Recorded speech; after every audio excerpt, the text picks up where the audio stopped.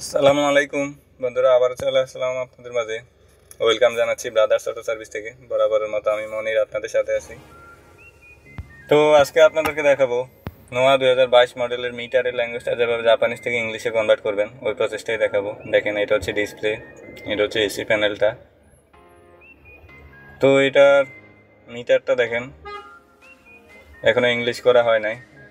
এখানে যে কটা মেসেজ দেখাচ্ছে সবই জাপানিজ ভাষায় দেখাচ্ছে। ইংলিশ করার পরে মেসেজগুলো ইংলিশে দেখাবে আপনাকে। এখানে মিটারটা কন্ট্রোল করার জন্য স্টিয়ারিংয়ে কিছু বাটন দেওয়া আছে, ওগুলো আপনাকে প্রেস করতে হবে। ওই দেখেন, স্টিয়ারিংয়ের বাম সাইডে দেখেন উপরে হচ্ছে ব্যাক বাটন, এটা রাইট বাটন, এটা হচ্ছে left button, up button, down button.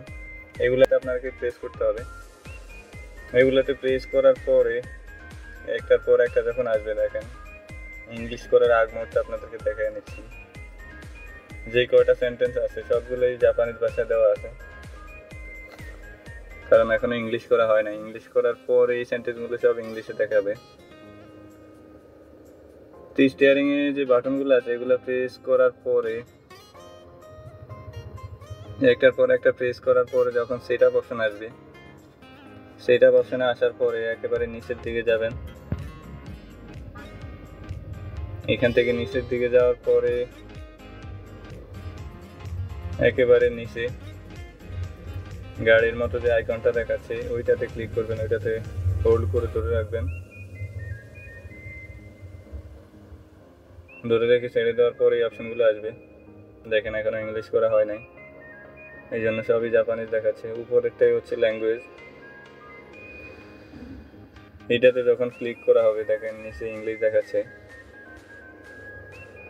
English অপশনে ক্লিক করার পরেই টোটাল ল্যাঙ্গুয়েজটা জাপানিজ থেকে ইংলিশে কনভার্ট হয়ে যাবে।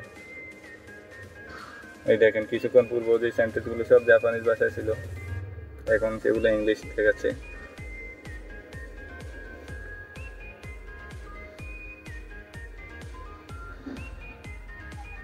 দেখেন টোটাল ল্যাঙ্গুয়েজটাই চেঞ্জ। ইংলিশ করার আগ মুহূর্তে কিছুই বোঝা যাচ্ছিল না যে কোন জায়গায় কি লেখা আছে। ইংলিশ করার পরে সবগুলো ল্যাঙ্গুয়েজ জাপানিজ থেকে ইংলিশে কনভার্ট হয়ে গেছে।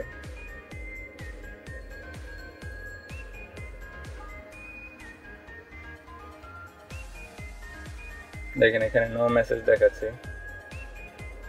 ইংলিশ করার আগ মুহূর্তে কিন্তু এটা বোঝাই যাচ্ছে না যে এখানে কি লেখা আছে।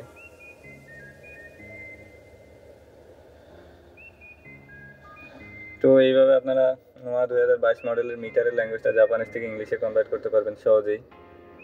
ভিডিওটা দেখলে সহজেই পারবেন। তো ভিউয়ার্স, আজ এই পর্যন্তই। পরবর্তীতে অন্য কোনো ভিডিওতে দেখা হবে। সেই পর্যন্ত সবাই ভালো থাকবেন। আসসালামু আলাইকুম।